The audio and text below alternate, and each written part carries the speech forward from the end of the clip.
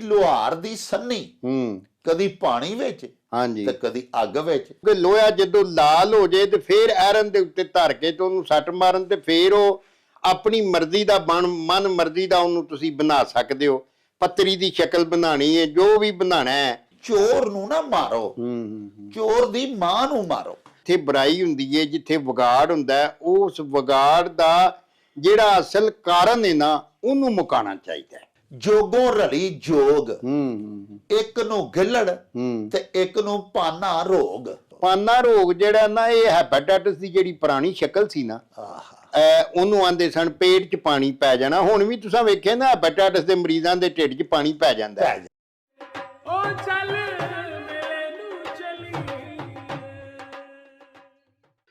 ਬਿਸਮਿल्लाहिर रहमान रहीम। ਸ਼ੁਰੂ ਖੁਦਾ ਦੇ ਨਾਮੋਂ, ਜਿਸ ਦਾ ਜੋੜ ਜਵਾਬ ਨਾ ਕੋਈ, ਜਿਸ ਦੀ ਰਹਿਮਤ ਬਖਸ਼ਿਸ਼ ਵਾਲਾ, ਅੰਤ ਹਿਸਾਬ ਨਾ ਕੋਈ। ਦੁਨੀਆ ਭਰ ਵਿੱਚ ਵਸਣ ਵਾਲੇ ਪੰਜਾਬੀਓ ਤੇ ਸਾਡੇ ਪਿਆਰੇ ਵੇਖਣ ਵਾਲਿਓ, अस्सलामु अलैकुम, सत श्री अकाल, नमस्कार ते ढेर ढेर सलामा। ਪੰਜਾਬੀ ਮਾਂ ਬੋਲੀ ਦੇ ਜ਼ੁਬਾਨੋਂ ਅਦਬ ਤੇ ਸਕਾਫਤ ਦੇ ਫਰੋਗ ਤੇ ਵਧਾਵੇ ਤੇ ਚੜ੍ਹਤਲ ਤੇ ਸਿੱਖਿਆ ਲਈ ਸ਼ੁਰੂ ਕੀਤੇ ਜਾਣ ਵਾਲੇ ਤੁਹਾਡੇ ਆਪਣੇ YouTube ਚੈਨਲ ਮੇਲਾ ਟੀਵੀ ਦੇ ਉੱਤੇ ਤੁਹਾਨੂੰ ਦਿਲ ਦੀਆਂ ਡੂੰਘਾਈਆਂ ਤੋਂ ਸਤ ਬਿਸਮਿਲ੍ਲਾ ਤੇ ਜੀ ਆਇਆਂ ਨੂੰ ਆਖਨੇ ਆ। ਸਾਹਿਬੋ, ਸਾਡੀ ਇਹ ਬੇਨਤੀ ਹੈ ਵੀ ਮੇਲਾ ਟੀਵੀ ਚੈਨਲ ਨੂੰ ਸਬਸਕ੍ਰਾਈਬ ਕਰ ਲਵੋ, ਨਾਲ ਬਣਿਆ ਹੋਇਆ ਟੱਲੀ ਦਾ ਨਿਸ਼ਾਨ ਜ਼ਰੂਰ ਨੱਪਿਆ ਜੇ, ਤਾਂ ਕਿ ਸਾਡੇ तमाम ਤਰ ਨੋਟੀਫਿਕੇਸ਼ਨਸ ਵੇਲੇ ਸਿਰ ਤੁਹਾਡੇ ਤਾਈਂ ਅੱਪੜ ਸਕਣ। ਸਾਹਿਬੋ, ਸਾਡੇ ਵਲੌਗਸ ਨੂੰ ਲਾਈਕ ਤੇ ਆਪਸ ਦੇ ਵਿੱਚ ਤੇ ਪੰਜਾਬੀ ਪਿਆਰਿਆਂ ਦੇ ਨਾਲ ਸ਼ੇਅਰ ਜ਼ਰੂਰ ਕਰਿਆ ਕਰੋ, ਤੇ ਨਾਲੇ ਸਾਨੂੰ ਆਪਣੇ ਕਮੈਂਟਸ ਜ਼ਰੂਰ ਭਿਜਵਾਇਆ ਕਰੋ, ਜਿਹੜੇ ਕਿ ਸਾਡੇ ਲਈ ਬੜੀ ਹਲਾਸ਼ੇਰੀ ਦਾ ਮੂਜਬ ਹੁੰਦੇ ਨੇ। ਤੇ ਨਾਲੇ ਅਸੀਂ ਤੁਹਾਡੇ ਕਮੈਂਟਸ ਦੇ ਚਾਨਣੇ ਆਪਣੀ ਗੱਲਬਾਤ ਨੂੰ ਮਜ਼ੀਦ ਨਿਖਾਰਨ, ਸ਼ਿੰਗਾਰਨ ਤੇ ਸਵਾਰਨ ਦਾ ਆਰ ਤੇ ਯਤਨ ਵੀ ਕਰਦੇ ਰਹਿੰਦੇ ਹਾਂ। ਪਿਆਰਿਓ, ਕੱਲ ਅਸੀਂ ਤੁਹਾਡੇ ਕਾਇੰਡ ਨੋਟਿਸ ਦੇ ਵਿੱਚ ਇਹ ਗੱਲ ਲਿਆਂਦੀ ਸੀ ਕਿ ਸਾਡੇ ਬੜੇ ਹੀ ਪਿਆਰੇ ਦਰਸ਼ਕ, ਸਾਡੇ ਬੜੇ ਪਿਆਰੇ ਵੇਖਣ ਵਾਲੇ ਪਰਮਾਨੈਂਟ ਸਾਡੇ ਵਿਊਅਰ ਸਰਦਾਰ ਰਣਜੀਤ ਸਿੰਘ ਬਾਜਵਾ ਜੀ ਟੋਰਾਂਟੋ ਤੋਂ ਅੱਜ ਕੱਲ ਪਾਕਿਸਤਾਨ ਦੇ ਦੌਰੇ ਤੇ ਆਏ ਹੋਏ ਨੇ। ਅਸੀਂ ਤੁਹਾਨੂੰ ਇਹ ਵੀ ਦੱਸਿਆ ਕਿ ਪਹਿਲੇ ਦਿਨ ਅਸਾਂ ਉਹਨਾਂ ਨੂੰ ਦਾਤਾ ਦੀ ਨਗਰੀ ਲਾਹੌਰ ਦੀ ਸੈਰ ਕਰਵਾਈ। ਉੱਥੇ ਅਸੀਂ ਉਹਨਾਂ ਨੂੰ ਗੁਰਦੁਆਰਾ ਡੇਰਾ ਸਾਹਿਬ ਦੀ ਯਾਤਰਾ ਕਰਵਾਈ। ਮਹਾਰਾਜਾ ਰਣਜੀਤ ਸਿੰਘ ਦੀ ਸਮਾਧ ਦੇ ਉੱਤੇ ਅਸੀਂ ਉਹਨਾਂ ਨੂੰ ਲੈ ਕੇ ਗਏ। ਉਸ ਤੋਂ ਬਾਅਦ ਪਿਆਰਿਓ, ਅਸਾਂ ਇਹ ਸੋਚਿਆ ਸੀ ਕਿ ਉਹਨਾਂ ਨੂੰ ਅਗਲੇ ਦਿਨ ਲੈ ਕੇ ਜਾਵਾਂਗੇ ਨਨਕਾਣਾ ਸਾਹਿਬ, ਲੇਕਿਨ ਬਵਜੂਹ ਅਸੀਂ ਨਾ ਜਾ ਸਕੇ। ਅੱਜ ਪਿਆਰਿਓ, ਅਸੀਂ ਉਹਨਾਂ ਨੂੰ ਲੈ ਕੇ ਜਾ ਰਹੇ ਹਾਂ ਨਨਕਾਣਾ ਸਾਹਿਬ, ਗੁਰਦੁਆਰਾ ਜਨਮ ਅਸਥਾਨ। ਔਰ ਉਸ ਤੋਂ ਬਾਅਦ ਅੱਜ ਹੀ ਅਸੀਂ ਕੋਸ਼ਿਸ਼ ਕਰਾਂਗੇ ਕਿ ਉਹਨਾਂ ਨੂੰ ਲੈ ਕੇ ਫਰੂਕਾਬਾਦ ਜਾਈਏ ਤੇ ਉੱਥੇ ਜਾ ਕੇ ਉਹਨਾਂ ਨੂੰ ਗੁਰਦੁਆਰਾ ਸੱਚਾ ਸੌਦਾ ਦੀ ਯਾਤਰਾ ਵੀ ਕਰਵਾਈਏ। ਤੇ ਪਿਆਰਿਓ, ਇਹ ਸਾਰਾ ਜਿਹੜਾ ਵਿਜ਼ਿਟ ਹੋਏਗਾ ਸਾਡਾ, ਇਹਨੂੰ ਅਸੀਂ ਨਾਲੋਂ ਨਾਲ ਪਿਕਚਰਾਈਜ਼ ਕਰ ਰਹੇ ਹਾਂ, ਲੇਕਿਨ ਅਸੀਂ ਤੁਹਾਨੂੰ ਅੱਜ ਹੀ ਨਹੀਂ ਦਿਖਾ ਸਕਦੇ, ਕਿਉਂਕਿ ਸਾਰਾ ਦਿਨ ਸਫ਼ਰ ਦੇ ਵਿੱਚ ਰਹਿਣ ਤੋਂ ਬਾਅਦ ਸ਼ਾਮ ਨੂੰ ਆ ਕੇ ਆਡੀਟਿੰਗ ਕਰਕੇ ਤੇ ਸਾਰੇ ਦਿਨ ਦੇ ਵਿਜ਼ਿਟ ਨੂੰ ਔਨ 에ਅਰ ਕਰਨਾ ਥੋੜਾ ਜਿਹਾ ਸਾਡੇ ਲਈ ਮੁਸ਼ਕਿਲ ਹੋ ਜਾਂਦਾ ਹੈ। ਸਾਡੀ ਟੀਮ ਤੇ ਮਾਸ਼ਾਅੱਲਾ ਬੜੀ ਮਿਹਨਤੀ ਹੈ, ਲੇਕਿਨ ਸਾਹਿਬੋ ਸੁਬਾਹ ਨਿਕਲੀਦਾ ਤੇ ਹੁਣ ਨਨਕਾਣਾ ਸਾਹਿਬ ਦਾ ਸਫ਼ਰ ਕਰਨਾ, ਲਾਹੌਰ ਤੋਂ ਲੈ ਕੇ ਫਿਰ ਅੱਗੋਂ ਨਨਕਾਣਾ ਸਾਹਿਬ ਤੋਂ ਅੱਗੇ 40-50 ਕਿਲੋਮੀਟਰ ਮਜ਼ੀਦ ਸਫ਼ਰ ਕਰਕੇ ਗੁਰਦੁਆਰਾ ਸੱਚਾ ਸੌਦਾ ਜਾਣਾ ਤੇ ਉੱਥੋਂ ਫਿਰ ਵਾਪਸ ਲਾਹੌਰ ਆਉਣਾ। ਤੇ ਆ ਕੇ ਉਹ ਸਾਡਾ ਜਿਹੜਾ ਨਾ ਜੀ, ਉਹ ਥਕਾਵਟ ਇੰਨੀ ਹੋ ਜਾਂਦੀ ਹੈ ਕਿ ਅਸੀਂ ਉਹਨੂੰ ਉਸੇ ਦਿਨ ਔਨ 에ਅਰ ਨਹੀਂ ਕਰ ਸਕਦੇ। ਚੁਨਾਚਾ ਡੇ ਬਾਈ ਡੇ ਅਸੀਂ ਜਿੰਨੇ ਵਿਜ਼ਿਟ ਕਰ ਰਹੇ ਹਾਂ, ਜਿੱਥੇ ਜਿੱਥੇ ਸੈਰ ਕਰਾ ਰਹੇ ਹਾਂ ਆਪਣੇ ਇਹ ਸਿੱਖ ਪ੍ਰਾਹੁਣਿਆਂ ਨੂੰ, ਉਹ ਪਿਆਰਿਓ ਅਸੀਂ ਪਿਕਚਰਾਈਜ਼ ਕਰਦੇ ਜਾ ਰਹੇ ਹਾਂ ਤੁਹਾਡੇ ਵਾਸਤੇ। ਅਸੀਂ ਇਨਸ਼ਾਅੱਲਾ ਜੋ ਹੀ ਇਹਨਾਂ ਦਾ ਟੂਰ ਖਤਮ ਹੋਏਗਾ ਜਾਂ ਜਦੋਂ ਸਾਨੂੰ ਵਿੱਚ ਕੋਈ ਬ੍ਰੇਕ ਮਿਲੇਗੀ, ਸਾਨੂੰ ਥੋੜਾ ਜਿਹਾ ਵਕਤ ਮਿਲੇਗਾ, ਤੇ ਅਸੀਂ ਤੁਹਾਨੂੰ ਕੱਲ ਵੀ ਅਰਜ਼ ਕੀਤੀ ਸੀ ਕਿ ਅਸੀਂ ਕਿਸ਼ਤਵਾਰ ਇਨਸ਼ਾਅੱਲਾ ਇਹਨਾਂ ਦਾ ਦੌਰਾ ਪਾਕਿਸਤਾਨ ਜਿਹੜਾ ਉਹ ਤੁਹਾਡੇ ਹਜ਼ੂਰ ਪੇਸ਼ ਕਰਾਂਗੇ, ਜਿਹੜਾ ਕਿ ਤੁਹਾਡੇ ਵਾਸਤੇ ਬੜੀ ਦਿਲਚਸਪੀ ਦਾ ਬਾਇਸ ਹੋਏਗਾ। ਇਨਸ਼ਾਅੱਲਾ ਤੁਸੀਂ ਬੜੇ ਖੁਸ਼ ਹੋਵੋਗੇ ਕਿ ਕਿਸ ਤਰ੍ਹਾਂ ਸਰਦਾਰ ਜਿਹੜੇ ਨੇ ਸਾਡੇ ਭੈਣਾਂ ਭਰਾ ਪੂਰੀ ਦੁਨੀਆ ਦੇ ਵਿੱਚ ਵਸਣ ਵਾਲੇ, ਉਹ ਪਾਕਿਸਤਾਨ ਦੀ ਧਰਤੀ ਤੇ ਕਿਸ ਅਕੀਦਤ ਦੇ ਨਾਲ ਆਉਂਦੇ ਨੇ, ਕਿਉਂਕਿ ਪਾਕਿਸਤਾਨ ਦੀ ਪੂਰੀ ਸਰਜ਼ਮੀਨ ਦੁਨੀਆ ਭਰ ਵਿੱਚ ਵਸਣ ਵਾਲੇ ਸਿੱਖ ਮਤ ਦੇ ਮਾਨੀਆਂ ਦੇ ਵਾਸਤੇ ਬੜੀ ਮੁਕੱਦਸ ਹੈ। ਸਿੱਖ ਮਤ ਦੇ ਬਾਨੀ ਬਾਬਾ ਜੀ ਗੁਰੂ ਨਾਨਕ ਦੇਵ ਪੈਦਾ ਵੀ ਪਾਕਿਸਤਾਨ ਦੇ ਸ਼ਹਿਰ ਨਨਕਾਣਾ ਸਾਹਿਬ ਦੇ ਵਿੱਚ ਹੋਏ। ਨਨਕਾਣਾ ਸਾਹਿਬ ਦਾ ਪੁਰਾਣਾ ਨਾਂ ਤਲਵੰਡੀ ਰਾਏ ਭਾਉ ਸੀ, ਜਿਹੜਾ ਇੱਕ ਮੁਸਲਿਮ ਭੱਟੀ ਰਾਜਪੂਤ ਸੀ। ਲੇਕਿਨ ਬਾਬਾ ਜੀ ਨਾਨਕ ਚੂੰਕਿ ਜਗਤ ਮਸ਼ਹੂਰ ਹੋ ਗਏ ਤੇ ਫਿਰ ਬਾਅਦ ਵਿੱਚ ਇਸ ਗਿਰਾਂ ਦਾ ਨਾਂ ਹੀ ਬਾਬਾ ਜੀ ਨਾਨਕ ਤੋਂ ਨਨਕਾਣਾ ਸਾਹਿਬ ਪੈ ਗਿਆ। ਜਨਮ ਸਥਾਨ ਵੀ ਪਾਕਿਸਤਾਨ ਹੈ ਤੇ ਪਿਆਰਿਓ ਬਾਬਾ ਜੀ ਗੁਰੂ ਨਾਨਕ ਦੇਵ ਦਾ ਜਿੱਥੇ ਉਹ ਜੋਤੀ ਜੋਤ ਸਮਾ ਗਏ ਸਨ, ਗੁਰਦੁਆਰਾ ਕਰਤਾਰਪੁਰ ਸਾਹਿਬ, ਉਹ ਵੀ ਪਾਕਿਸਤਾਨ ਹੈ। ਇੰਡੀਆ ਦੇ ਵਿੱਚ ਸਿੱਖਾਂ ਦੇ ਬੜੇ ਬੜੇ ਮੁਕੱਦਸ ਗੁਰਦੁਆਰੇ ਹਨ। ਗੁਰਦੁਆਰਾ ਹਰਮੰਦਰ ਸਾਹਿਬ ਵਰਗੇ ਗੋਲਡਨ ਟੈਂਪਲ, ਜਿਹਦੀ ਨੀਂਹ ਹਜ਼ਰਤ ਮੀਆਂ ਮੀਰ ਸਾਹਿਬ ਰਹਿਮਤੁल्लाह ਤਾਲਾ ਅਲੈਹ ਨੇ ਰੱਖੀ ਸੀ। ਇਸ ਤੋਂ ਅੱਡ ਵੀ ਬੜੇ ਬੜੇ ਮਾਰੂਫ ਤੇ ਬੜੇ ਬੜੇ ਮਸ਼ਹੂਰ ਪਵਿੱਤਰ ਸਥਾਨ ਹੈ ਨੇ ਇੰਡੀਆ ਦੇ ਵਿੱਚ ਵੀ, ਲੇਕਿਨ ਪਾਕਿਸਤਾਨ ਵਰਗੇ ਨਹੀਂ। ਇਸ ਵਾਸਤੇ ਸਾਡੇ ਸਿੱਖ ਭੈਣਾਂ ਭਰਾ ਜਿਹੜੇ ਵਿਜ਼ਿਟਰਸ ਇੱਧਰ ਆਉਂਦੇ ਨੇ ਬੜੇ ਖੁਸ਼ ਹੁੰਦੇ ਨੇ ਪਾਕਿਸਤਾਨ ਆ ਕੇ। ਕੁਝ ਪਾਕਿਸਤਾਨੀ ਪੰਜਾਬ ਦੇ ਜਿਹੜੇ ਲੋਕ ਨੇ, ਉਹਨਾਂ ਦੀ ਰਵਾਇਤੀ ਮਹਿਮਾਨ ਨਵਾਜ਼ੀ, ਉਹਨਾਂ ਦੀ ਮਜਮਾਨੀ, ਜਿਹੜੇ ਖਲੂਸ ਪਿਆਰ ਮੁਹੱਬਤ ਦੇ ਨਾਲ ਸਾਡੇ ਪਾਕਿਸਤਾਨੀ ਪੰਜਾਬ ਦੇ ਲੋਕ ਇਹ ਸਾਡੇ ਸਿੱਖ ਭੈਣਾਂ ਭਰਾਵਾਂ ਦਾ ਸਵਾਗਤ ਕਰਦੇ ਨੇ। ਇਹ ਸਾਰਾ ਕੁਝ ਅਸੀਂ ਪਿਕਚਰਾਈਜ਼ ਕਰ ਰਹੇ ਹਾਂ, ਤੁਹਾਨੂੰ ਜ਼ਰੂਰ ਦਿਖਾਵਾਂਗੇ। ਲੇਕਿਨ ਜਿਸ ਵੇਲੇ ਵੀ ਸਾਨੂੰ ਵਕਤ ਮਿਲਦਾ ਹੈ ਅਸੀਂ ਆਡੀਟਿੰਗ ਕਰਕੇ ਇਹਨੂੰ ਔਨ 에ਅਰ ਕਰਾਂਗੇ। ਪਿਆਰਿਓ, ਕਿਸ਼ਤਵਾੜ ਅੱਜ ਆਓ ਫਿਰ ਚੱਲੀਏ ਤੁਹਾਨੂੰ ਲੈ ਕੇ ਬਾਬਾ ਜੀ ਅਹਿਸਾਨ ਬਾਜਵਾ ਹੋਰਾਂ ਦੀ ਖਿਦਮਤ ਦੇ ਵਿੱਚ, ਤੇ ਜਿਹੜੇ ਤੁਸੀਂ ਸਵਾਲਾਤ ਭਿਜਵਾਏ ਨੇ, ਜਿਹੜੇ ਤੁਸੀਂ ਅਖਾਨ ਸਾਨੂੰ ਘੱਲੇ ਨੇ, ਉਹਨਾਂ ਬਾਬਤ ਬਾਬਾ ਜੀ ਕੋਲੋਂ ਚੱਲ ਕੇ ਜਾਣਕਾਰੀ ਲਈਏ। ਆਓ ਸਾਡੇ ਨਾਲ।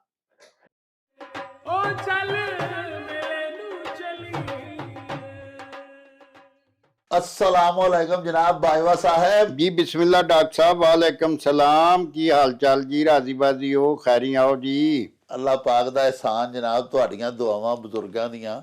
ਅੱਛਾ, ਮੇਰੇ ਆਕਾ ਸਾਡੇ ਸ਼ਹਿਰ ਗੁਜਰਾਂਵਾਲਾ ਦੇ ਇੱਕ ਬੜੇ ਹੀ ਕਾਬਲੇ ਫਖਰ ਸੁਪੁੱਤਰ ਨੇ ਡਾਕਟਰ ਫਾਰੂਕ ਅਹਿਮਦ ਖੋਖਰ ਸਾਹਿਬ। ਜੀ ਜੀ ਜੀ। ਅਮਰੀਕਾ ਦੇ ਵਿੱਚ ਸਰ ਬਹੁਤ ਵੱਡੇ ਡਾਕਟਰ ਨੇ। ਜੀ ਜੀ ਜੀ। ਬੜੀ ਉਹਨਾਂ ਨੇ ਕੈਂਸਰ ਤੇ ਰਿਸਰਚ ਕੀਤੀ ਹੈ। ਵਾਹ ਜੀ ਵਾਹ। ਔਰ ਇੱਕ ਵੱਡੇ ਮੁਆਲਜ ਔਰ ਇੱਕ ਵੱਡੇ ਆਦਮੀ ਹੋਣ ਦੇ ਨਾਲ ਨਾਲ ਸਰ ਗੁਜਰਾਂਵਾਲਾ ਦੇ ਵਿੱਚ ਸਾਡਾ ਇੱਕ ਸਗੀਰ ਸ਼ਹੀਦ ਪਾਰਕ ਦੇ ਵਿੱਚ ਬੱਚੀਆਂ ਦਾ ਤਾਲਿਬਾਤ ਦਾ ਗਰਲਜ਼ ਕਾਲਜ ਉਹਦੇ ਵਿੱਚ ਉਹਨਾਂ ਪੂਰਾ ਬਲਾਕ ਬਣਾ ਕੇ ਡੋਨੇਟ ਕੀਤਾ ਹੈ। ਵਾਹ ਜੀ ਵਾਹ, ਬੜੀ ਵੱਡੀ। ਉਹਨਾਂ ਸਰ 2-3 ਪਿੰਡਾਂ ਦੇ ਵਿੱਚ ਬੜੇ ਬੜੇ ਵੱਡੇ ਸਕੂਲ ਬਣਾਏ ਨੇ ਕਿ ਗਵਰਨਮੈਂਟ ਜਿਹੜੀ ਹੈ ਉਹ ਵੀ ਨਹੀਂ ਐਡੇ ਸੋਹਣੇ ਇਦਾਰੇ ਬਣਾ ਸਕਦੀ। ਵਾਹ ਵਾਹ ਵਾਹ। ਫਿਰ ਸਾਡੇ ਸ਼ਹਿਰ ਗੁਜਰਾਂਵਾਲਾ ਸਰ ਸ਼ਾਲੀਮਾਰ ਟਾਊਨ ਹੈ, ਉੱਥੇ ਇੱਕ ਹਸਪੀਟਲ ਉਹਨਾਂ ਦੇ ਸਾਰੇ ਫੰਡ ਤੇ ਚੱਲ ਰਿਹਾ, ਡਾਕਟਰ ਫਾਰੂਕ ਅਹਿਮਦ ਖੋਖਰ ਸਾਹਿਬ ਦੇ ਫੰਡ ਤੇ, ਜਿਹਦੇ ਚ ਸਰ ਪੂਰੇ ਪਾਕਿਸਤਾਨ ਤੋਂ ਮਾਜ਼ੂਰ ਲੋਕ ਆਉਂਦੇ ਨੇ। ਬੜੀ ਗੱਲ। ਕਿਸੇ ਦੇ ਬਾਜ਼ੂ ਹੈ ਨਹੀਂ, ਕਿਸੇ ਦੀਆਂ ਲੱਤਾਂ ਹੈ ਨਹੀਂ, ਦੋਵੇਂ ਲੱਤਾਂ ਲੱਗ ਜਾਂਦੀਆਂ ਨੇ, ਬਾਜ਼ੂ ਮਸਨੂਈ ਅਜ਼ਾਰ ਲਾਏ ਜਾਂਦੇ ਨੇ।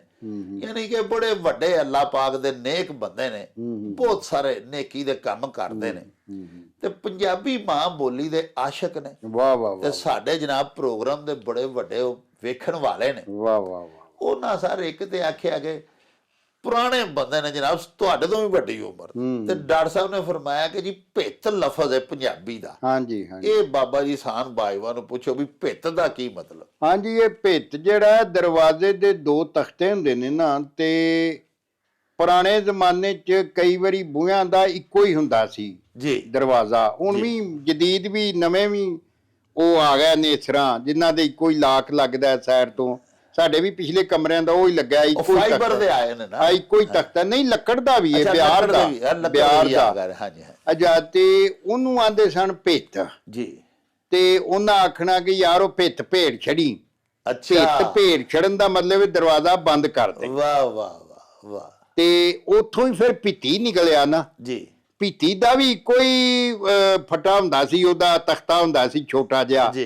ਜਿਹਦੇ 'ਚ ਕੁੱਕੜ ਸ਼ੁੱਕੜ ਡੱਕੀ ਦੇ ਸਨ, ਜਾਂ ਕਿਸੇ ਆਲੇ 'ਚ ਦੁੱਧ ਰੱਖਣਾ ਹੋਣਾ ਤੇ ਕੜਨ ਵਾਸਤੇ ਰੱਖਣਾ, ਤੇ ਉਹਦੇ ਅੱਗੇ ਉਹ ਦੇ ਕੇ ਤੇ ਕੁੰਡੀ ਜਿਹੀ ਕੋਈ ਵਿੱਚ ਲੱਕੜੀ ੜਾ ਛੱਡਣੀ। ਵਾਹ, ਅਜਾ ਉਹਨੂੰ ਭਿੱਤੀ ਆਂਦੇ ਸਨ, ਤੇ ਜਿਹੜਾ ਵੱਡਾ ਹੁੰਦਾ ਸੀ ਉਹਨੂੰ ਭਿੱਤ ਆਂਦੇ ਸਨ। ਭਿੱਤ, ਵਾਹ। ਹਾਂਜੀ, ਹਾਂਜੀ। ਵੇਖੋ ਜੀ ਸਾਡੀ ਮਾਂ ਬੋਲੀ ਦੇ ਕੈਸੇ ਲਫ਼ਜ਼ ਨੇ। ਹਾਂਜੀ, ਔਰ ਤੁਸੀਂ ਫਰਮਾਇਆ ਕਿ ਦਰਵਾਜ਼ਾ ਬੰਦ ਕਰ ਦਿਓ, ਇਹਦਾ ਮਤਲਬ ਸੀ ਵੀ ਭਿੱਤ ਭੇੜ ਦਿਓ। ਹਾਂਜੀ ਹਾਂਜੀ। ਵਾਹ ਵਾਹ। ਭੇੜਨ ਦਾ ਮਤਲਬ ਹੈ, ਭੇੜਨ ਮਸਦਰ ਹੈ ਨਾ, ਕਿ ਬੰਦ ਕਰ ਦਿਓ। ਬੰਦ ਕਰ। ਹਾਂਜੀ ਹਾਂਜੀ। ਇਹ ਸੀ ਜੀ ਡਾਕਟਰ ਸਾਹਿਬ ਦੇ ਬੜੇ ਮਸ਼ਹੂਰ ਆ ਕਿ ਉਹਨਾਂ ਵੇਖੋ ਕਿੰਨਾ ਸੋਹਣਾ ਲਫ਼ਜ਼ ਤੁਹਾਡੇ ਰਾਹੀਂ ਸਾਡੇ ਇਲਮ ਵਿੱਚ ਇਜ਼ਾਫਾ ਹੋਇਆ। ਜੀ ਜੀ ਅੱਛਾ ਜਨਾਬ, ਅਖਾਨ ਵੀ ਡਾਕਟਰ ਫਰੂਕ ਅਹਿਮਦ ਖੋਖਰ ਸਾਹਿਬ ਭਿਜਵਾਇਆ। ਜੀ ਜੀ। ਅਖਾਨ ਐਵੇਂ ਵੀ ਲੋਹਾਰ ਦੀ ਸੰਨੀ ਕਦੀ ਪਾਣੀ ਵਿੱਚ ਹਾਂਜੀ ਤੇ ਕਦੀ ਅੱਗ ਵਿੱਚ। ਹਾਂਜੀ।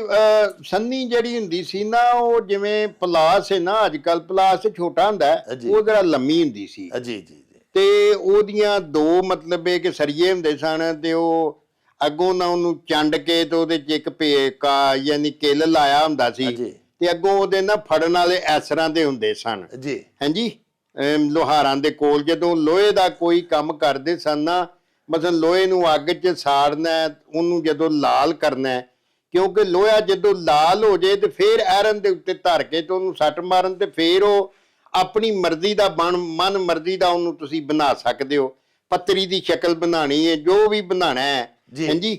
ਤੇ ਜਿਹੜਾ ਉਂਝ ਲੋਹਾ ਸਖਤਾ ਉਹ ਨਹੀਂ, ਮਤਲਬ ਉਸ ਤਰ੍ਹਾਂ ਸ਼ੇਪ ਨਹੀਂ ਨਾ ਫੜ ਸਕਦਾ, ਉਹ ਸ਼ਕਲ ਨਹੀਂ ਧਾਰਨ ਕਰ ਸਕਦਾ ਜਿਹੜੀ ਲੋਹਾਰ ਚਾਹੁੰਦਾ ਹੈ। ਜੀ ਜੀ। ਤੇ ਜਿਹੜੀ ਸ਼ਕਲ 'ਚ ਉਹਨੂੰ ਲੋਹਾਰ ਬਣਾਉਣਾ ਚਾਹੁੰਦਾ, ਉਹ ਫਿਰ ਇੱਕ ਪਾਸੇ ਉਹਨੇ ਭੱਠੀ ਤਾਈ ਹੁੰਦੀ ਏ ਜੀ। ਪੁਰਾਣੇ ਜ਼ਮਾਨੇ 'ਚ ਫੂਕਣੀ ਵੀ ਹੁੰਦੀ ਸੀ, ਉਹ ਇੰਜ ਕਰਦੇ ਸਨ, ਉਹ ਜਿਵੇਂ ਮਸ਼ਕ ਹੁੰਦੀ ਸੀ ਤੇ ਉਹਦੇ ਨਾਲ ਵੀ ਵਾਹ ਭਰੀ ਜਾਂਦੀ ਸੀ। ਫਿਰ ਇਹ ਸਾਈਕਲ ਦੇ ਪਹੀਏ ਆ ਗਏ, ਉਹ ਵੀ ਫਿਰ ਉਹ ਮਿਸਤਰੀ ਨੇ ਕੋਲ ਇਸ ਤਰ੍ਹਾਂ ਨਾਲ ਉਹਨੂੰ ਗੇੜਾ ਲਾ ਲੈਣਾ, ਉਹਦੇ ਨਾਲ ਉਹ ਫੂਕਣੀ ਨਾਲ ਉਹਨੂੰ ਹਵਾ ਉਹਦੀ ਚੁੱਲ੍ਹੇ ਦੇ ਵਿੱਚ ਨਾ, ਜਿਹੜੀ ਉਹ ਭੱਠੀ ਜਿਹੀ ਬਣਾਈ ਹੁੰਦੀ, ਉਹਦੇ ਵਿੱਚ ਉਹ ਥੱਲੇ ਜ਼ਰਾ ਹਵਾ ਕੋਲੇ ਧਰੇ ਹੋਣੇ ਤੇ ਉਹ ਭੱਖ ਪੈਣੇ, ਉਹਦੇ ਵਿੱਚ ਉਹ ਲੋਹਾ ਧਰਿਆ ਹੁੰਦਾ ਸੀ ਜੀ। ਤੇ ਲੋਹਾ ਜਿਹੜਾ ਲਾਲ ਸੂਹਾ ਹੋ ਜਾਂਦਾ ਸੀ ਨਾ, ਤੇ ਫਿਰ ਉਹਨੂੰ ਚੰਡ ਕੇ ਮਤਲਬ ਫਾਲਾ ਵੀ ਉਹਦਾ ਬਣਾਉਣਾ, ਜਾਂ ਉਹਦੀ ਛੁਰੀ ਬਣਾਣੀ, ਜਾਂ ਹੋਰ ਵੀ ਜਿਹੜੇ ਕੋਈ ਆ ਸਾਰੇ ਸਾਡੇ ਆ ਜ਼ਿੰਦਗੀ ਦੇ ਕਈਆਂ ਸਾਰੇ ਕਈਆਂ ਰੰਬੇ ਸਾਰਾ ਇਹ ਇੰਜੀ ਜਿਹੜਾ ਨਾ ਇਹ ਲੋਹਾਰ ਬਣਾਉਂਦੇ ਸਨ।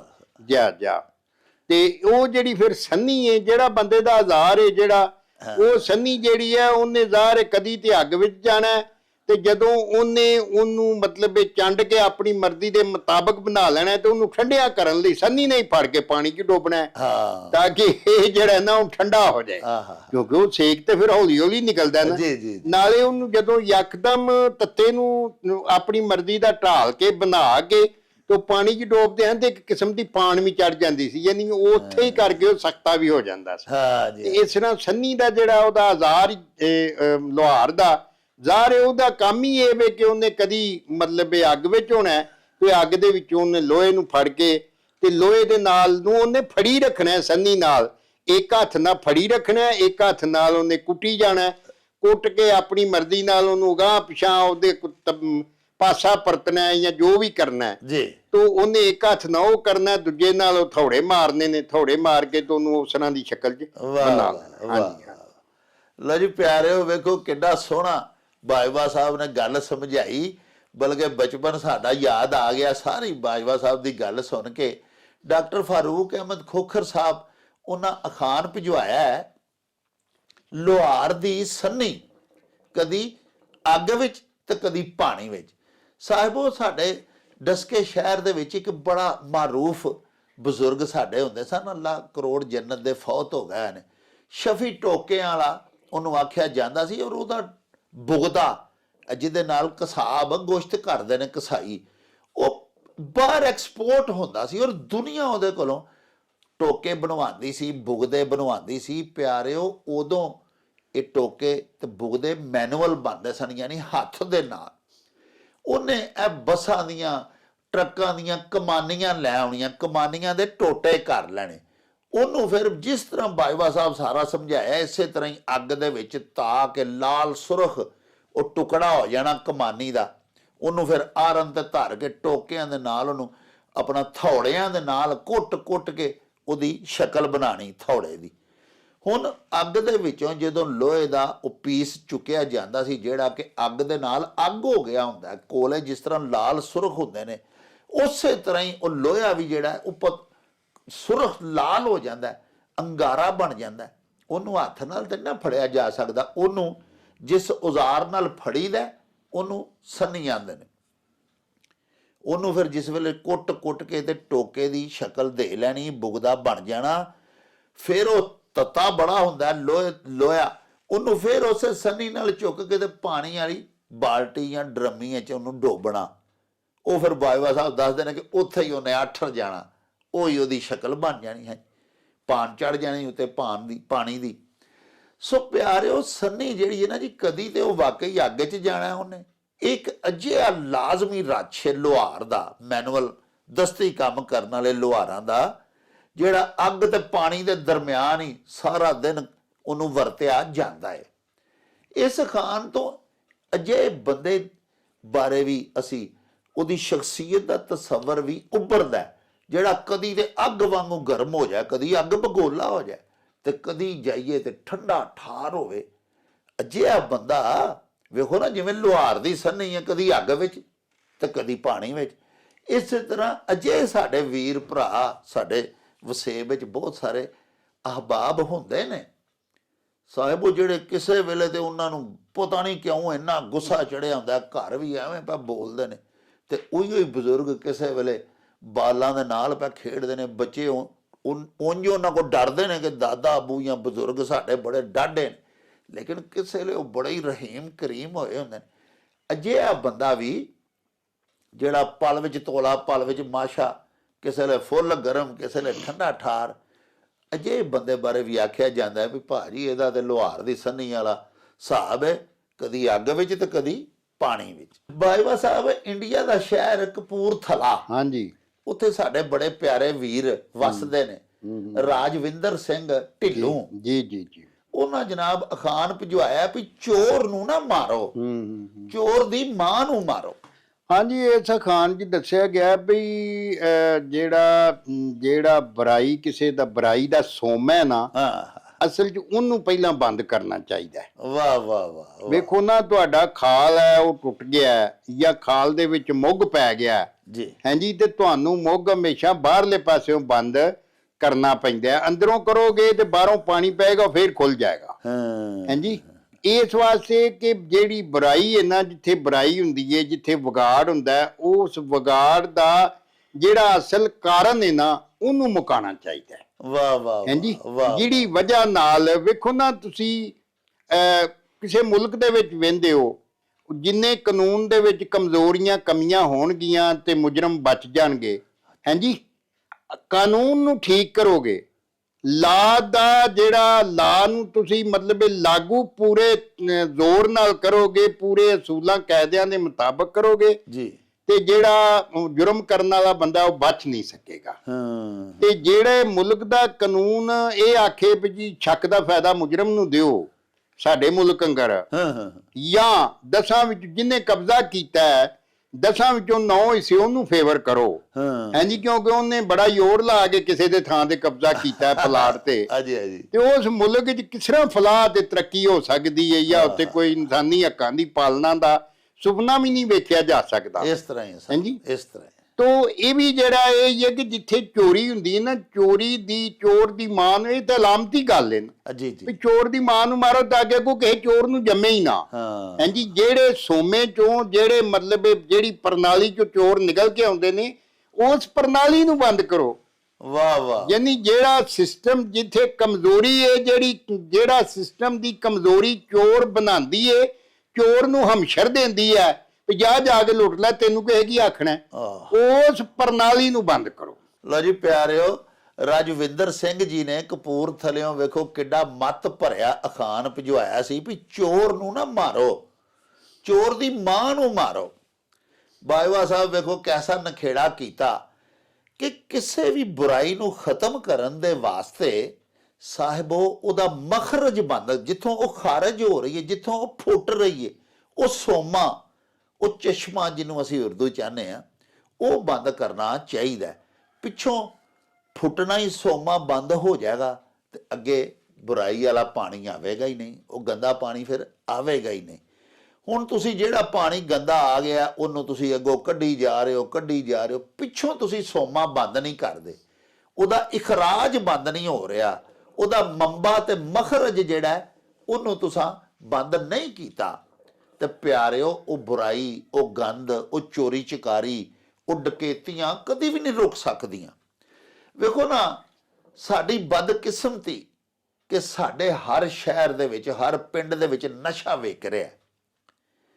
ਪਿਆਰਿਓ, ਸਾਡੇ ਪੁਲਿਸ ਆਫੀਸਰਸ ਜਿਹੜੇ ਨੇ ਉਹ ਕੀ ਕਰਦੇ ਨੇ, ਉਹ ਮਾੜਾ ਬੰਦਾ, ਗਰੀਬ ਨਸ਼ਈ, ਛੋਟਾ ਮੋਟਾ ਇੰਨਾ ਕੁ ਉਹਨਾਂ ਚਰਸ ਦਾ ਟੁਕੜਾ ਲੈ ਕੇ 2-4 ਸਿਗਰਟ ਬਣਾ ਕੇ ਪੀਣ ਵਾਲਾ ਜਿਹੜਾ, ਉਹਨੂੰ ਫੜ ਕੇ ਥਾਣੇ ਲੈ ਜਾਣਗੇ।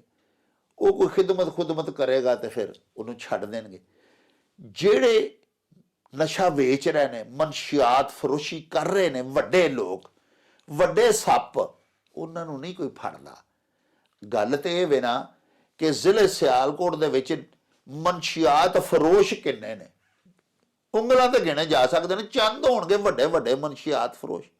ਉਹਨਾਂ ਨੂੰ ਫੜ ਲਿਆ ਜਾਏ, ਨਾ ਉਹ ਨਸ਼ਾ ਵੇਚਣਗੇ, ਨਾ ਸਪਲਾਈ ਹੋਏਗੀ। ਇੱਕਾ ਦੁੱਕਾ ਬੰਦਾ ਨਸ਼ਈ ਪੀਣ ਵਾਲਾ, ਕਿਸੇ ਕੋਲੋਂ ਇੱਕ ਪੁੜੀ ਨਿਕਲ ਆਈ ਹੈ ਕਿਸੇ ਨਸ਼ੇ ਦੀ, ਉਹਨੂੰ ਥਾਣੇ ਖੜ ਕੇ ਤੇ ਆਪਣੀ ਕਾਰਕਰਦਗੀ ਸਾਡੇ ਫਿਰ ਪੁਲਿਸ ਆਫੀਸਰਸ ਮਹਾਨਾ ਜਿਹੜੀ ਉੱਤੇ ਭੇਜਦੇ ਨੇ, IG ਸਾਹਿਬ ਬਹਾਦਰ ਦੇ ਦਫ਼ਤਰ ਦੇ ਵਿੱਚ, ਤੇ ਆਫੀਸਰਸ ਨੂੰ ਜਿਹੜੀ ਦਿਖਾਉਂਦੇ ਨੇ, ਵਜ਼ੀਰ ਆਲਾ ਤੱਕ ਜਿਹੜੀਆਂ ਕਾਰਕਰਦਗੀਆਂ ਜਾਂਦੀਆਂ ਨੇ, ਉਹ ਤੇ ਇਹ ਹੀ ਜਾਂਦੀਆਂ ਨੇ ਕਿ 2 ਕਿਲੋ ਇੰਨੇ 100 ਗ੍ਰਾਮ ਇੱਕ ਬੰਦੇ ਕੋਲੋਂ ਚਰਸ ਫੜ। ਪਿਆਰਿਓ, ਅੱਲਾ ਸੱਚਾ ਜਾਣਦਾ ਜੇ ਇੰਨੀ ਕੁ ਚਰਸ ਤੇ ਫੀਮ ਤੇ ਆਈਸ ਤੇ ਹੈਰੋਇਨ ਇੱਕ ਥਾਣੇ ਵਾਲਾ ਮਹੀਨੇ ਦੀ ਬਰਾਮਦ ਕਰਦਾ ਮੁਲਜ਼ਮਾਂ ਕੋਲੋਂ, ਜਿੰਨੀ ਪੂਰੇ ਜ਼ਿਲ੍ਹੇ 'ਚ ਵੇਖ ਹੀ ਨਹੀਂ ਸਕਦੀ, ਆਈ ਨਹੀਂ ਹੁੰਦੀ, ਉਹ ਇੱਕ ਬੰਦੇ ਕੋਲ ਬਰਾਮਦ ਕਰ ਲੈਂਦੇ ਨੇ। ਤੇ ਨਸ਼ਾ ਫਰੋਸ਼ੀ ਫੇਰ ਨਹੀਂ ਖਤਮ ਹੋ ਰਹੀ। ਤੁਸੀਂ ਦੱਸੋ ਕਿ ਮਨਸ਼ਿਆਤ ਫਰੋਸ਼ੀ ਮੁੱਕੀ ਹੈ?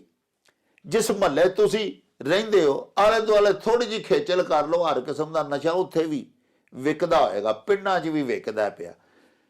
ਅਰਜ਼ ਮੈਂ ਕਰਨਾ ਚਾਹਨਾ ਕਿ ਬਾਜਵਾ ਸਾਹਿਬ ਵਾਲੀ ਗੱਲ ਏਡੀ ਵੱਡੀ ਏ, ਔਰ ਅਖਾਣ ਬਣਾਉਣ ਵਾਲੇ ਸਾਡੇ ਸੂਝਵਾਨ, ਸਾਡੇ ਵਿਦਵਾਨ, ਉਹਦੀ ਅਕਲ ਵੇਖੋ ਕੈਸੀ ਏ, ਕਿੱਡੀ ਭੋਲੇ ਭਾ ਸਾਦਾ ਜੇ ਲਫ਼ਜ਼ਾਂ ਦੇ ਵਿੱਚ ਏਡੀ ਵੱਡੀ ਗੱਲ ਕਰ ਗਿਆ ਕਿ ਬੁਰਾਈ ਨੂੰ ਅਗਰ ਖਤਮ ਕਰਨਾ ਤੇ ਬੁਰਾਈ ਦਾ ਮੰਬਾ, ਉਹਦਾ ਮਖਰਜ, ਉਹਦਾ ਸੋਮਾ, ਉਹਨੂੰ ਬੰਦ ਕੀਤਾ ਜਾਏ। ਪਿਆਰਿਓ, ਇਸੇ ਅਸੂਲ ਤੇ ਅਮਲ ਕਰਾਂਗੇ ਤੇ ਸਮਗਲਿੰਗ ਰੁਕੇਗੀ। ਦੇਖੋ ਨਾ, ਸਮਗਲਿੰਗ ਕਿਉਂ ਹੋ ਰਹੀ ਹੈ? ਬਾਰਡਰਸ ਦੇ ਉੱਤੇ ਜਿਹੜੇ, ਜਿੱਥੋਂ ਅੰਦਰ ਸਮਗਲਿੰਗ ਦਾ ਮਾਲ ਸਾਡੇ ਮੁਲਕ ਦੀ ਸਰਹੱਦ ਪਾਰ ਕਰਕੇ ਮੁਲਕ ਦੇ ਅੰਦਰ ਵੜਦਾ ਹੈ, ਉੱਥੇ ਬੰਦ ਖੁੱਡਾ ਕਰਨ ਦੀ ਲੋੜ ਹੈ। ਉਹ ਮੋਰੀ ਬੰਦ ਹੋਏਗੀ ਨਾ, ਉੱਥੋਂ ਲੀਕੇਜ ਨਹੀਂ ਹੋਏਗੀ ਤੇ ਸਮਗਲਿੰਗ ਖਤਮ। ਪਿਆਰਿਓ, ਇੱਕ ਦਫਾ ਦੀ ਮੈਨੂੰ ਗੱਲ ਯਾਦ ਆ ਗਈ ਹੈ ਕਿ ਪਿੰਡਾਂ 'ਚ ਰੌਲਾ ਪੈ ਗਿਆ, ਡਾਕਟਰਾਂ ਛਾਪੇ ਮਾਰਨੇ ਸ਼ੁਰੂ ਕਰ ਦਿੱਤੇ, ਸ਼ਹਿਰਾਂ 'ਚ ਵੀ ਆਕਸੀਟੋਸਿਨ ਦਾ ਟੀਕਾ ਮੱਝਾਂ ਨੂੰ ਲਾ ਕੇ, ਤੇ ਜਿਹੜੀਆਂ ਮੱਝਾਂ ਦੁੱਧ ਨਹੀਂ ਹਨ ਦਿੰਦੀਆਂ, ਗਾਵਾਂ ਦੁੱਧ ਨਹੀਂ ਸਨ ਦਿੰਦੀਆਂ, ਉਹਨਾਂ ਨੂੰ ਇਹ ਟੀਕਾ ਲਾ ਕੇ ਤੇ ਜ਼ਬਰਦਸਤੀ ਚੋਇਆ ਜਾਂਦਾ ਹੈ। ਉਹਦੇ ਬੜੇ ਮੁਜ਼ਿਰਾਤ ਅਸਾਂ ਵੀ ਅਖਬਾਰਾਂ 'ਚ ਲਿਖੇ, ਟੀਵੀਆਂ ਤੇ ਬਿਆਨ ਕੀਤੇ ਗਏ ਕਿ ਜਿਹੜਾ ਟੀਕੇ ਵਾਲਾ ਦੁੱਧ ਪੀਏਗਾ ਉਸ ਬੱਚੇ ਤੇ ਕੀ ਅਸਰ ਹੋਏਗਾ, ਉਸ ਧੀ ਭੈਣ ਤੇ ਕੀ ਅਸਰਾਤ ਹੋਣਗੇ। ਪਿਆਰਿਓ, ਏਡੇ ਘਿਨਾਉਣੇ ਉਹਦੇ ਅਸਰਾਤ ਸਨ ਕਿ ਜਿਸ ਵੇਲੇ ਉਹ ਸਾਰੀ ਕੰਪੇਨ ਚੱਲੀ ਤੇ ਹੁਣ ਛਾਪੇ ਵੱਜਣ ਲੱਗ ਪਿਆ। ਪਿੰਡ ਦੀ ਦੁਕਾਨ ਦੇ ਉੱਤੇ ਕਰਿਆਨੇ ਵਾਲੇ ਨੇ ਵੀ ਉਹ ਟੀਕਾ ਰੱਖਿਆ ਹੁੰਦਾ। ਹੁਣ ਉੱਥੇ ਆ ਕੇ ਪੁਲਿਸ ਵਾਲੇ ਆਖਿਆ ਆਕਸੀਟੋਸਿਨ ਦਾ ਟੀਕਾ ਹੈ? ਸਾਦਾ ਕੱਪੜੇ ਬੰਦੇ ਨੂੰ ਅੱਗੇ ਘੱਲਦੇ ਨੇ। ਉਹਨੇ ਆਖਿਆ ਜੀ ਹੈ ਭਾਜੀ। ਉਹਦੇ ਕੋਲ ਨਿਕਲ ਆਇਆ, ਉਹਨੂੰ ਫੜ ਕੇ ਥਾਣੇ ਲੈ ਗਏ। ਇਹ ਤਰੀਕਾ ਨਹੀਂ। ਜਿਹੜਾ ਕਾਰਖਾਨਾ ਉਹ ਟੀਕੇ ਬਣਾਉਂਦਾ ਨਾ ਆਕਸੀਟੋਸਿਨ, ਉਹ ਕਾਰਖਾਨੇ ਤੋਂ ਜਾ ਕੇ ਬੰਦ ਕੀਤਾ ਜਾਏ ਨਾ, ਤੇ ਨਾ ਟੀਕਾ ਮਾਰਕੀਟ 'ਚ ਆਏਗਾ, ਨਾ ਪਿੰਡ ਦਾ ਦੁਕਾਨਦਾਰ ਲਿਆਏਗਾ, ਨਾ ਗੁੱਜਰਾਂ ਦੇ ਵਿਹੜੇ ਤੱਕ ਅਪੜੇਗਾ। ਸੋ ਮੁਖਤਸਰਨ ਇਹ ਵੇ ਗੱਲ ਮੁੱਕਦੀ ਇਹ ਵੇ ਕਿ ਇਸ ਅਖਾਣ ਵਿੱਚ ਸਾਨੂੰ ਬਹੁਤ ਵੱਡੀ ਮੱਤ ਦਿੱਤੀ ਗਈ ਹੈ। ਕਿਸੇ ਵੀ ਬੁਰਾਈ ਨੂੰ ਖਤਮ ਕਰਨਾ ਤੇ ਜਿੱਥੋਂ ਉਹ ਫੁੱਟ ਰਹੀ ਹੈ ਨਾ, ਉਹਦਾ ਜਿਹੜਾ ਕਾਰਨ ਹੈ, ਜਿਹੜਾ ਸਬਬ ਹੈ, ਜਿੱਥੋਂ ਉਹ ਬੁਰਾਈ ਪੈਦਾ ਹੁੰਦੀ ਹੈ ਉਸ ਜਗ੍ਹਾ ਤੋਂ ਜਾ ਕੇ ਤੇ ਲੀਕੇਜ ਬੰਦ ਕਰਨੀ ਪਵੇਗੀ। ਲੋ ਜੀ ਬਾਜਵਾ ਸਾਹਿਬ ਸਾਡੇ ਇੱਕ ਬੜੇ ਹੀ ਪਿਆਰੇ ਵੀਰ ਨੇ, ਜੀ, ਜੀ, ਸਾਡੇ ਜੀ। ਪੱਕੇ ਵੇਖਣ ਵਾਲੇ ਨੇ। ਜੀ, ਜੀ, ਬਠਿੰਡਾ ਹੂੰ। ਇੰਡੀਆ ਦਾ ਜੀ, ਸ਼ਹਿਰ ਹੈ, ਜੀ, ਜੀ। ਪਿੰਡ ਉਹਨਾਂ ਦਾ ਜੀ ਮੋਲ ਹੈ, ਹੂੰ। ਜਗਸੀਰ ਚਹਿਲ ਵਾਹ ਵਾਹ ਵਾਹ। ਉਹਨਾਂ ਦਾ ਨਾਂ ਹੈ। ਹੂੰ ਉਹਨਾਂ ਸਰ ਖਾਨ ਭੇਜਿਆ, ਹੂੰ ਜੋਗੋਂ ਰਲੀ ਜੋਗ, ਹੂੰ ਇੱਕ ਨੂੰ ਗਿੱਲੜ ਹੂੰ। ਤੇ ਇੱਕ ਨੂੰ ਪਾਨਾ ਰੋਗ। ਹਾਂਜੀ, ਇਹ ਅਖਾਨ ਜਿਹੜਾ ਨਾ, ਪਹਿਲੀ ਗੱਲ ਤੇ ਕਿ ਬਠਿੰਡਾ ਜਿਹੜਾ ਨਾ ਜੀ, ਉਹ ਬੜਾ ਇਸ ਗੱਲ ਹਵਾਲੇ ਨਾਲ ਵੀ ਤਗੜਾ ਸ਼ਹਿਰ ਕਿ ਉੱਥੇ ਜਿਹੜੇ ਹਿੰਦੁਸਤਾਨ ਦੇ ਸਾਡੇ ਪਹਿਲੇ ਮੁਸਲਮਾਨ ਸਨ ਨਾ ਜੀ, ਅੱਛਾ, ਹਾਜੀ ਰਤਨ, ਵਾਹ। ਉਹਨਾਂ ਦਾ ਮਜ਼ਾਰ ਹੈ। ਆਹ, ਔਰ ਇੱਕ ਫਕੀਰ ਦੀ ਬੋਲੀ ਹੈ ਕਿ ਖਾਜਾ ਦੀ ਅਜਮੇਰ ਬਠਿੰਡਾ ਰਤਨ ਦਾ, ਆਏ, ਭੇਤ ਕਿਸੇ ਨਹੀਂ ਪਾਇਆ ਫਕਰ ਦੇ ਜਤਨ ਦਾ। ਆਏ ਹਾਏ, ਤੇ ਵਾਹ ਵਾਹ। ਤੇ ਉਹ ਬਠਿੰਡੇ ਦੇ ਹੀ ਮਤਲਬ ਇਹ ਬਾਬਾ ਜੀ ਸਨ, ਔਰ ਉਹ ਹਿੰਦੁਸਤਾਨ ਦੇ ਪਹਿਲੇ ਮੁਸਲਮਾਨ ਸਨ। ਉਹਨਾਂ ਪਹਿਲੀ ਮਸਜਿਦ ਇੱਥੇ ਬਣਾਈ, ਨਬੀ ਪਾਕ ਦੇ ਸਾਹਬੀ ਵੀ ਸਨ। ਵਾਹ ਵਾਹ। ਉਹ ਨਬੀ ਪਾਕ ਕੋਲ 2-2.5 ਸਾਲ ਇਕੱਠੇ ਰਹੇ। ਜਿਹੜਾ ਹੱਜ ਸੀ ਨਬੀ ਪਾਕ ਦੇ ਨਾਲ ਰਲ ਕੇ ਕੀਤਾ ਸੱਲੱਲਾਹੁ ਅਲੈਹਿ ਵਸੱਲਮ। ਅਲਹਮਦੁਲਿਲਾ, ਹੱਜਤੁਲ ਵਿਦਾ। ਹਾਂਜੀ ਹਾਂਜੀ ਵਾਹ ਵਾਹ। ਜਾ। ਔਰ ਸੁਣਿਆ ਪੈਦਲ ਹੀ ਗਏ ਸਨ, ਡੰਡਾ ਹੱਥ 'ਚ ਹਾਂਜੀ ਫੜਿਆ। ਹਾਂਜੀ ਆਏ, ਹਾਂਜੀ, ਉਦੋਂ ਪੈਦਲ ਹੀ ਸਨ। ਹਾਂਜੀ, ਤੇ ਇਹਦੇ ਚ ਦੱਸਿਆ ਗਿਆ ਵੀ ਜਿਹੜਾ ਜੋਗੋਂ ਰਲੀ ਜੋਗ, ਤੇ ਇੱਕ ਨੂੰ ਗਿੱਲੜ ਗਿੱਲੜ। ਤੇ ਇੱਕ ਨੂੰ ਪਾਨਾ ਰੋਗ। ਪਾਨਾ ਰੋਗ। ਪਾਨਾ ਰੋਗ ਜਿਹੜਾ ਨਾ, ਇਹ ਹੈਪੇਟਾਈਟਸ ਦੀ ਜਿਹੜੀ ਪੁਰਾਣੀ ਸ਼ਕਲ ਸੀ ਨਾ, ਆਹਾ, ਉਹਨੂੰ ਆਂਦੇ ਸਨ ਪੇਟ 'ਚ ਪਾਣੀ ਪੈ ਜਾਣਾ। ਹੁਣ ਵੀ ਤੁਸੀਂ ਵੇਖਿਆ ਨਾ, ਹੈਪੇਟਾਈਟਸ ਦੇ ਮਰੀਜ਼ਾਂ ਦੇ ਢਿੱਡ 'ਚ ਪਾਣੀ ਪੈ ਜਾਂਦਾ ਪੈ ਹੈ। ਜਾਂਦਾ ਹੈ। ਉਹਨੂੰ ਪਾਨਾ ਰੋਗ ਆਂਦੇ ਨੇ। ਵਾਰਿਸ ਸ਼ਾਹ ਨੇ ਲਿਖਿਆ ਕਿ ਪਾਨਾ ਰੋਗ ਹੋਵੇ ਜਿਹੜੇ ਆਦਮੀ ਨੂੰ ਉਹਨੂੰ ਊਠਣੀ ਦੁੱਧ ਪਿਆਵਨੇ ਹਾਂ, ਵਾਹ ਇਹਦਾ ਇਲਾਜ ਪੁਰਾਣੇ ਜ਼ਮਾਨੇ 'ਚ ਡਾਚੀ ਦਾ ਦੁੱਧ ਪਿਆ ਕੇ ਕੀਤਾ ਜਾਂਦਾ ਸੀ। ਵਾਹ ਵਾਹ, ਅੱਲਾਹੁ ਅਕਬਰ। ਤੇ ਵਾਹ ਜੀ ਇਹਦੇ 'ਚ ਵਾਹ। ਦੱਸਿਆ ਕਿ ਜਦੋਂ ਮੁਕੱਦਰ ਭੈੜੇ ਹੋਣ ਬੰਦੇ ਦੇ, ਜੀ ਜੀ। ਤੇ ਜਿਸ ਤਰ੍ਹਾਂ ਨਾ ਕਿ ਰੱਬ ਰਲਾਈ ਜੋੜੀ ਇਹ ਕੰਨਾਂ ਤੇ ਇੱਕ ਕੋੜੀ, ਆਹਾ, ਹਾਂਜੀ, ਇੰਜੀ ਇਹ ਜੋੜੀ ਹੈ ਨਾ ਜੋਗ, ਦੋ ਜਾਨਵਰ ਹੋਣਗੇ ਤੇ ਤੁਹਾਡੀ ਜੋਗ ਹੋ ਜੁਪੇਗੀ ਨਾ। ਹਾਂ, ਤੇ ਜਦੋਂ ਜੋਗ ਦੋਵੇਂ ਡੰਗਰ ਬਿਮਾਰ ਹੋਣ, ਇੱਕ ਨੂੰ ਗਿੱਲੜ ਨਿਕਲਿਆ ਹੋਏ ਤੇ ਦੂਜੇ ਨੂੰ ਪਾਨਾ ਰੋਗ ਨਿਕਲਿਆ ਪਾਣੀ ਹੋਏ, ਪੈ ਗਿਆ ਤੇ ਉਹ ਬਿਮਾਰ ਨੇ ਤੇ ਉਹਨਾਂ ਜੋਤਰਾ ਕਾਹਦਾ ਲਾਣਾ ਹੈ? ਹਾਂ। ਉਸ ਫਿਰ ਵਾਹੀਵਾਨ ਦਾ ਅੱਲਾ ਹੀ ਵਾਰਸ ਹੈ ਨਾ, ਜਿਹਦੇ ਵੇਖੋ ਨਾ ਡੰਗਰ ਦੋਵੇਂ ਬਿਮਾਰ ਹੋਣ, ਆਹਾ, ਹਾਂਜੀ, ਤੇ ਉਧਰੋਂ ਵਿਆਹੀ ਦਾ ਟਾਈਮ ਆ ਜਾਏ, ਹਾਂਜੀ, ਤੇ ਉਹ ਉਹਨਾਂ ਦਾ ਇਲਾਜ ਕਰਾਏਗਾ ਕਿ ਵਿਆਹੀ ਕਰੇਗਾ, ਤੇ ਵਿਆਹੀ ਉਹ ਮਤਲਬ ਇਹ ਉਹਦੀ ਰਹਿ ਜਾਏਗੀ, ਔਰ ਕਾਸੇ ਜੋਗਾ ਨਹੀਂ ਰਹੇਗਾ, ਆਪਣਾ ਨੁਕਸਾਨ ਕਰ ਪਏਗਾ। ਇਸ ਵਾਸਤੇ ਇਸ ਖਾਨ 'ਚ ਇਹ ਹੀ ਦੱਸਿਆ ਗਿਆ ਹੈ ਕਿ ਜਦੋਂ ਮੁਕੱਦਰ ਮਾੜੇ ਹੋਣ ਤੇ ਇਸ ਤਰ੍ਹਾਂ ਦੇ ਬੰਦੇ ਨੂੰ ਘਟੋ ਲੱਗ ਜਾਂਦੇ ਨੇ, ਆਇਆ, ਹਾਂਜੀ, ਕਿ ਇਸ ਤਰ੍ਹਾਂ ਦੇ ਕੋਈ ਡੰਗਰ ਮਿਲ ਜਾਂਦੇ ਨੇ, ਕੋਈ ਇੰਜ ਦਾ ਘਟੋ ਮਤਲਬ ਇਹ ਲੱਗ ਗਿਆ ਕਿ ਜਿਹਦੇ ਨਾਲ ਉਹਦਾ ਨੁਕਸਾਨ ਹੋ ਗਿਆ। ਵਾਹ। ਇਹ ਢੋ ਦਾ ਲਫ਼ਜ਼ ਜਿਹੜਾ ਉਲਟੇ ਉਹ ਘਟੋ ਏ, ਘਟੋ। ਢੋ ਲੱਗ ਗਿਆ ਯਾਨੀ ਸਬੱਬ ਕੰਮ ਬਣ ਸੌੜ ਗਿਆ, ਗਿਆ। ਤੇ ਘਟੋ ਬੇਸਬੱਬੀ, ਫਿਰ ਰੱਬੋਂ ਹੀ ਕੋ ਆਫਤ ਪੈ ਗਈ। ਹਾਂਜੀ। ਲੋ ਜੀ ਪਿਆਰਿਓ, ਸਾਡੇ ਵੀਰ ਜਗਸੀਰ ਚਹਿਲ ਸਾਹਿਬ ਨੇ ਬਠਿੰਡੇ ਤੋਂ, ਇੰਡੀਆ ਤੋਂ ਸਾਨੂੰ ਵੇਖੋ ਕਿੰਨਾ ਖੂਬਸੂਰਤ ਅਖਾਨ ਭੇਜਿਆ। ਤੇ ਉਦੋਂ ਬਹੁਤਾ ਸੋਹਣਾ ਭਾਈਵਾ ਸਾਹਿਬ ਨੇ ਉਹਦਾ ਨਖੇੜਾ ਵੀ ਕਰਕੇ ਸਾਨੂੰ ਸਮਝਾਇਆ। ਅਖਾਨ ਇਸ ਤਰ੍ਹਾਂ ਹੈ ਵੀ ਜੋਗੋਂ ਰਲੀ ਜੋਗ, ਇੱਕ ਨੂੰ ਗਿੱਲੜ ਤੇ ਇੱਕ ਨੂੰ ਪਾਨਾ ਰੋਗ। ਪਿਆਰਿਓ, ਭਾਈਵਾ ਸਾਹਿਬ ਦੱਸਿਆ ਵੀ ਜਦੋਂ ਮੁਕੱਦਰ ਹਰੇ ਹੋਣ, ਜਦੋਂ ਤਕਦੀਰ ਸਾਥ ਨਾ ਦੇਵੇ, ਤੇ ਉਹੀਓ ਹੀ ਰੱਛ ਜਿਨ੍ਹਾਂ ਨੂੰ ਵਰਤ ਕੇ ਬੰਦਾ ਜ਼ਿੰਦਗੀ ਦੇ ਵਿੱਚ ਬੜੀ ਆਸੂਦਾ ਹਯਾਤੀ ਗੁਜ਼ਾਰ ਰਿਹਾ ਹੁੰਦਾ ਏ, ਔਰ ਸਾਰਾ ਤਕੀਆ ਉਹਨਾਂ ਤੋਂ ਹੀ ਕਰਕੇ ਬੈਠਾ ਹੁੰਦਾ ਹੈ, ਬੜੀ ਸੋਹਣੀ ਉਹਦੀ ਜ਼ਿੰਦਗੀ ਗੁਜ਼ਰ ਰਹੀ ਹੁੰਦੀ ਹੈ, ਉਹ ਹੀ ਰੱਛ ਸਾਥ ਨਹੀਂ ਫਿਰ ਦਿੰਦੇ। ਆਪਣੇ ਉਹੀਓ ਹੀ ਔਜ਼ਾਰ ਜਿਹੜੇ ਨੇ ਉਹੀਓ ਹੀ ਬੰਦੇ ਦੇ ਮੁਖਾਲਫ ਹੋ ਜਾਂਦੇ ਨੇ, ਤੇ ਉਹਦੀ ਰੋਜ਼ੀ ਰੋਟੀ ਦੇ ਅੱਗੇ ਰੁਕਾਵਟ ਬਣ ਜਾਂਦੇ ਨੇ।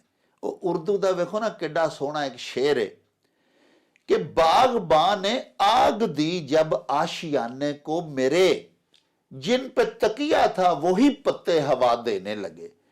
ਤੇ ਵੇਖੋ ਨਾ, ਹੁਣ ਅੱਗ ਜੋ ਲਾਈ ਬਾਗਬਾਨ ਨੇ, ਤੇ ਪੱਤਰਾਂ ਦਾ ਤੇ ਕੰਮ ਸੀ ਸੜ ਜਾਣਾ, ਉਹ ਹਵਾ ਦੇਣ ਲੱਗ ਪਈ, ਯਾਨੀ ਅੱਗ ਨੂੰ ਹੋਰ ਮਚਾਉਣ ਲੱਗ ਪਏ। ਤੇ ਵੇਖੋ ਨਾ, ਉਹੋ ਹੀ ਜੋਗ, ਯਾਨੀ ਉਹ ਹੀ ਢੱਗਿਆਂ, ਦੋ ਢੱਗਿਆਂ ਦੀ ਜੋੜੀ, ਜਿਨ੍ਹਾਂ ਨੂੰ ਵਾਹ ਕੇ ਜੋਤਰਾ ਲਾ ਕੇ, ਜਿਨ੍ਹਾਂ ਦੇ ਨਾਲ ਜ਼ਿਮੀਦਾਰ ਕਮਾਉਂਦਾ ਸੀ ਸਾਰੀ ਜ਼ਿੰਦਗੀ, ਆਪਣੀ ਵਾਹੀਵਾਨੀ ਕਰਦਾ ਰਿਹਾ। ਜਦੋਂ ਉਹ ਹੀ ਦੋਵੇਂ ਬਿਮਾਰ ਹੋ ਗਏ ਤੇ ਆਮਦਨੀ ਦਾ, ਰੋਜ਼ੀ ਦਾ ਸਿਲਸਿਲਾ ਵੀ ਰੁਕ ਗਿਆ। ਤਕਦੀਰੀ ਅੱਲਾਹ ਪਾਕ ਸੱਚਾ ਇਹਸਾਨ ਕਰੇ ਸਭ ਤੇ। ਜਦੋਂ ਅੱਲਾਹ ਪਾਕ ਰਿੰਜ ਹੋਵੇ ਤੇ ਉਹ ਸਾਰੇ ਜ਼ਰਾਏ ਆਮਦਨ ਜਿਹੜੇ ਨੇ ਉਹ ਵੀ ਪੁੱਠੇ ਪੈ ਜਾਂਦੇ ਨੇ, ਸੋਮੇ ਹੀ ਰਿਜ਼ਕ ਦੇ ਬੰਦ ਹੋ ਜਾਂਦੇ ਨੇ। ਸਾਹਿਬੋ, ਇਹਦੇ ਨਾਲ ਹੀ ਇਸ ਸਾਡੇ ਵਿਲਾਗ ਦਾ ਸਮਾਂ ਹੁਣ ਬੀਤ ਗਿਆ ਹੈ। ਲਵਾਂਗੇ ਹੁਣ ਤੁਹਾਡੇ ਤੋਂ ਇਜਾਜ਼ਤ। ਲੈ ਉਹ ਯਾਰ ਹਵਾਲੇ ਰੱਬ ਦੇ ਤੇ ਮੇਲੇ 4 ਦਿਨਾਂ ਦੇ। ਉਸ ਦਿਨ ਈਦ ਮੁਬਾਰਕ ਹੋਸੀ, ਜਿਸ ਦਿਨ ਫੇਰ ਮਿਲਾਂਗੇ। ਰੱਬ ਰਾਖਾ ਤੇ ਅੱਲਾ ਬੇਲੀ। ਓ ਚੱਲ ਮੇਲੇ ਨੂੰ ਚਲੀ।